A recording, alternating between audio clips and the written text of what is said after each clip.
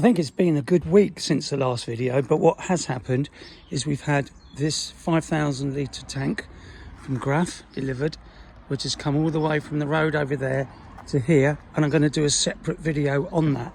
Now Graf have been amazing because we asked for a video of how to install and they didn't have one, so they said what we do, we come and make a video of how to install for you, and they sent a team down when this was delivered.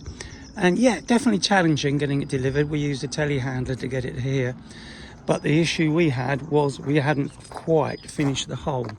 Look at the amount of earth that's come out as well. We're going to be using a lot of this for raising the ground level, so when the final floor level is marked in here between this is where the frameless glass windows are going, that will be somewhat higher than the original ground level for where the patio is. So that will use a fair bit. Some of this earth will be going back on top of, in this hole, the rainwater harvester, and on the other hole, the soakaway. There's the soakaway boxes in the distance over there. And then the rest will be used for raising the ground level, particularly around that big tree where the roots are coming out of the ground, and then we'll be putting topsoil on top of that. And the whole point of the rainwater harvester is we will have the ability to really enjoy the garden right through the year, rather than looking out onto a desert, particularly with the dogs wearing it out. So, issues. We didn't quite finish doing this, and in a way that could be now a good thing. You can see right on this edge, I haven't quite finished taking the level down, because the level was based upon all our calculations, one of which was based from this diagram. And I know Graf are trying to improve everything. It's an ongoing process in any business to improve. But if we look here, we read the telescopic shaft height as this part here as being minimum 360 to maximum 476.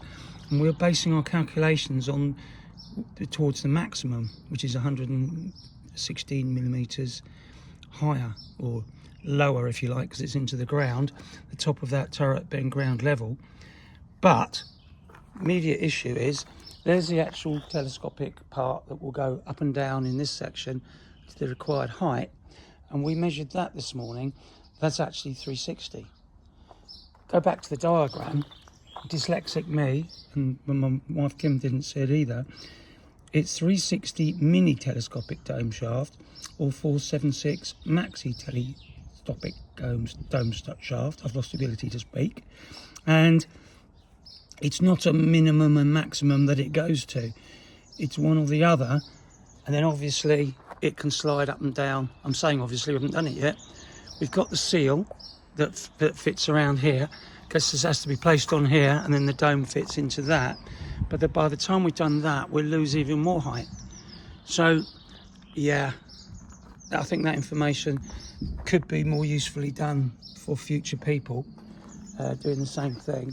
So what I'm about to do is fit this. I'll show that in the next part of the video. We're going to fit that. We're going to look at exactly how the pipes, because this is an inlet pipe from the rain coming down a down pipe, which will be, well, actually it will be over there, it will be here, taking the rain off 176 square meters of roof, will be going into there. That's got to come from down this wall here into that tray there, which we're using to get the earth out, as you can see. So that height is critical, because it's got to be deep enough to not freeze as it goes horizontal. Well, 1% fall at least into the rain harvester there, going into this pipe here. We've got to check that all works, and then going from the other side, which is slightly lower, out of these holes, or probably that one, it's going to go across that other gap you can see over there into the, if you like, overflow, which is the soakaway.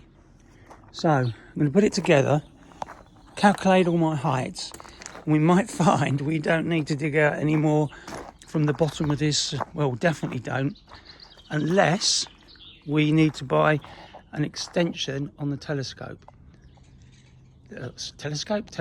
part. of this, because we do need to have it at that level. None of this is that straightforward, in the sense that the ground isn't quite flat. We're looking at building up the ground higher afterwards by sort of 8-10 centimetres, whatever, to meet ground floor. So lots of things to take into account in planning this. And of course, misunderstanding the paperwork hasn't helped. And there was another part in the paperwork where they have a measurement different as well. Luckily we followed these measurements, but there's another part in the paperwork that shows one of the heights in this area as being lower. So yeah, then that all needs checking through to just keep things improving. But otherwise, everything looking good. But this is part of the fun and the challenges of doing a self-build. Nothing is ever easy, because at the end of the day, if it was easy, we'd all be doing it.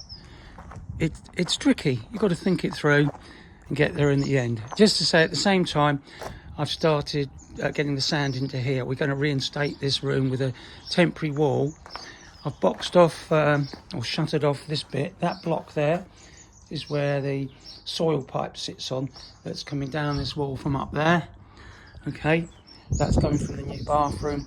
I've now got to get this all the right height and level. It's been compacted many times on top of the hardcore. Now we've got sand.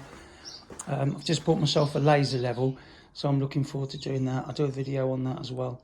This is the longest video ever. Apologies for that. But enjoy the birds singing.